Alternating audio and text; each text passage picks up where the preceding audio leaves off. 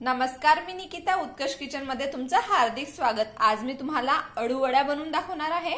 एकदम टेस्टी लागतात आणि हेल्दी पण आहे। चला तर मग बनवूया आपण अळू वड्या। त्याआधी जर तुम्ही माझं चॅनल सबस्क्राइब केलं नसेल तर प्लीज सबस्क्राइब करा। सबस्क्राइब केल्यानंतर बेल आयकॉन जरूर क्लिक करा, म्हणजे अशा छान छान सिंपल रेसिपीजचे अपडेट्स तुमच्या मोबाईलवर येतील। ही जर रेसिपी आवडेल तर लाईक जरूर करा, शेअर कमेंट्स करायला विसरू नका। चला तर मग बनवूया आपण अळू वड्या। साहित्य आहे, इथे 1 कप मी बेसन घेतलेला आहे। वडी कुरकुरीत होण्यासाठी इथे मी तांदळाचं पीठ घेतलेलं आहे 1/3 कप किंवा 2 ते 3 चम्मच। इथे मसाल्यांमध्ये घेतलेला आहे आलं लसूणची पेस्ट, चवीनुसार मीठ, धने पावडर, किचन किंग मसाला घेतलेला आहे, गरम मसाला, इथे हळद घेतलेली आहे आणि तिखट घेतलेला आहे 1 चम्मच, तीळ घेतलेला आहे, तीळ थोडे भाजून घेतलेले आहे म्हणजे कुरकुरीत होईल। आणि इथे चिंच गुळाची चटणी घेतलेली आहे। जर नसेल तुमच्याकडे तर तुम्ही लिंबाचा रस घेऊ शकता, पण थोडंसं आंबट टाकलं तर छान अशी लागते, किंवा चिंच गुळाची चटणी असं आंबट गोड छान होते। इथे मी अळूची पानं घेतलेली आहे। पानाचे देठ केव्हाही घेताना अशा प्रकारे घ्यायचे, म्हणजे ते जास्त खाजवत नाही आणि छान टेस्टी होतात। सर्वात प्रथम आपण इथे बॅटर तयार करून घेऊया। तीळ घालूया, लाल मिरची पावडर, हळद, हे सर्वच मसाले मी यामध्ये घालते। आणि तांदळाचं पीठ आणि चिंच गुळाची चटणी। चिंच गुळाची चटणीचा व्हिडिओ उत्कर्ष किचनवर आहे। हे सर्व आपण छान असं मिक्स करून देऊया आणि थोडं थोडं पाणी घालून, थोडंसं असं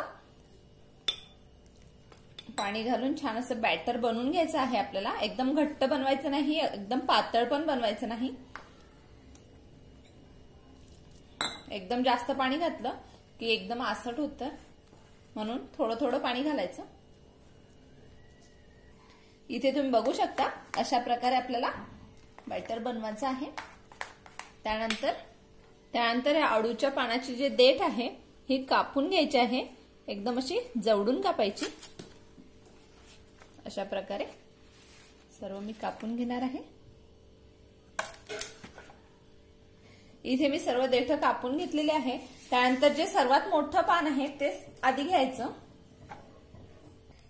हे मिश्रण आपल्याला पानावर छान असं पसरून घ्यायचं आहे, हाताने पसरायचं, म्हणजे व्यवस्थित पसरलं जाते आणि छान सगळीकडे लागते। इथे छान लावून घेतलेलं आहे। त्यानंतर अशाच प्रकारे आपण दुसरं पान सुद्धा घेऊन याच्यावर असं लावूया आणि याला पण आपण हे सारण छान लावून घेऊया।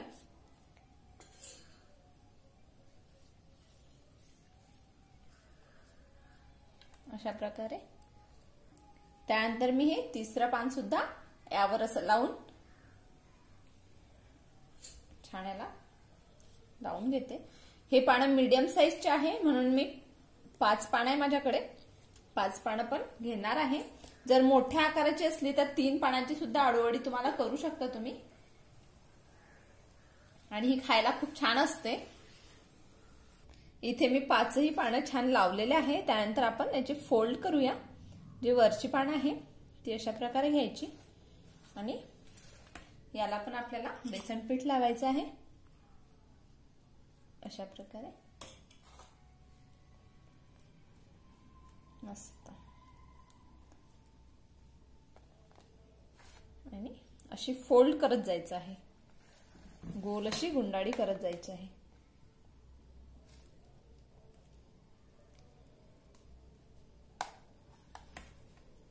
अशा प्रकारे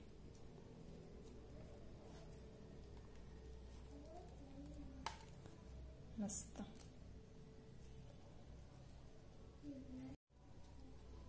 असं पॅक करून घेऊया।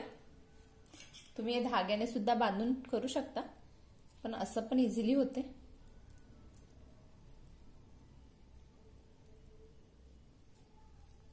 अशा प्रकारे व्यवस्थित। एका कढईमध्ये मी पाणी गरम करायला ठेवलेलं। आपल्याला हे अळूवड्या वाफवून घ्यायच्या आहे। ह्या चाळणीला मी तेल लावून घेतलेलं आहे आणि जे आपण अळूवडीचं बनवलेलं आहे ते अशा प्रकारे आपण इथे ठेवणार आहोत आणि हे वाफवून घेणार आहोत। इथे तुम्ही बघू शकता खाली कढईमध्ये पाणी घालून वर इथे चाळणी ठेवलेली आहे आणि हे आपण एक 20 ते 25 मिनिट छान असं वाफवून घेऊया। इथे तुम्ही बघू शकता एक 20 ते 25 मिनिटांनंतर अळूवडी छान अशी शिजलेली आहे। आता आपण ही काढून घेऊया। त्यानंतर आपण ही अळूवडी कट करून घेऊया। मस्त तुम्ही इथे बघू शकता किती छान अशा लेयर दिसत आहे।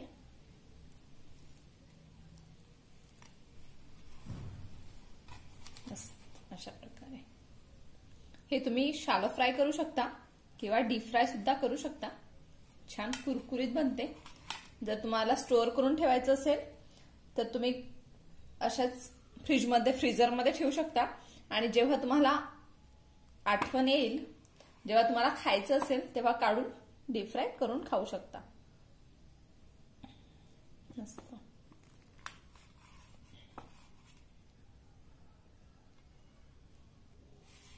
तुम्ही इथे बघू शकता किती छान अशी अळूवडी आपली तयार झालेली आहे। चला तर मग आपण ही डीप फ्राय करूया। इथे तेल छान गरम करून घ्यायचं। तेल छान गरम झाल्यानंतर यामध्ये आपण अळूवडी सोडणार आहोत। जितक्या बसेल तेलामध्ये तेवढ्या टाकायच्या।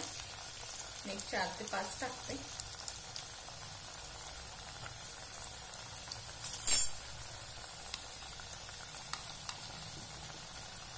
आणि छान असं गोल्डन ब्राऊन होईपर्यंत आपल्याला कुरकुरीत होईपर्यंत तळून घ्यायचे आहे। तुम्ही इथे बघू शकता छान असा कलर चेंज होत आहे, छान असा गोल्डन ब्राऊन होत आहे आणि दोन्ही साइडनी छान अशा शिजल्या गेल्या आहेत। आता मी एक काढून घेते, तर जास्त डार्क होईल। परफेक्ट। इथे अळूवड्या खाण्यासाठी तयार आहे। एकदम सोपी आहे आणि खूप छान एकदम टेस्टी आहे आणि कुरकुरीत आहे। नक्की बनवून बघा। वेळातला वेळ काढून ही रेसिपी बघितल्याबद्दल